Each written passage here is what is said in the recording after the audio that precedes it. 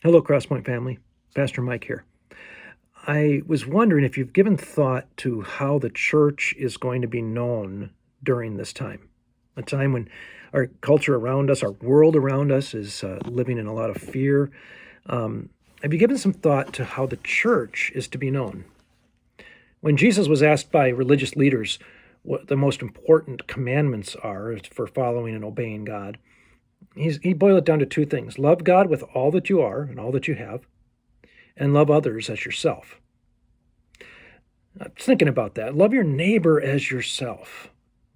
Last week, I noticed that one of the houses in our neighborhood had sold, and as I was driving out of my driveway, someone was moving in, and it would have been so easy for me just to drive past. But instead, I pulled the car over and I went up and I introduced myself and told them a little bit about the neighborhood they were moving into, and opened that door for us to be able to interact further.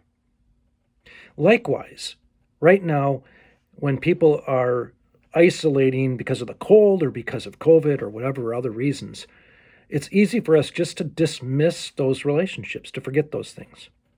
But instead, how do we love others as Christ would have us love them? In the e-news today, you're going to find some examples of ways that you can do that. Maybe it's simply recalling, hey, I haven't seen this person for a while, and you give them a phone call. Ask how they're doing.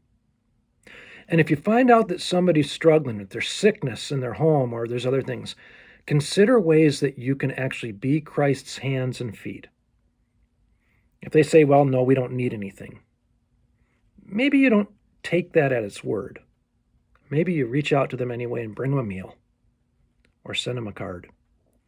Let's find ways where we can love our neighbors the way that Christ would have us to love, which demonstrates that we love God first in our lives.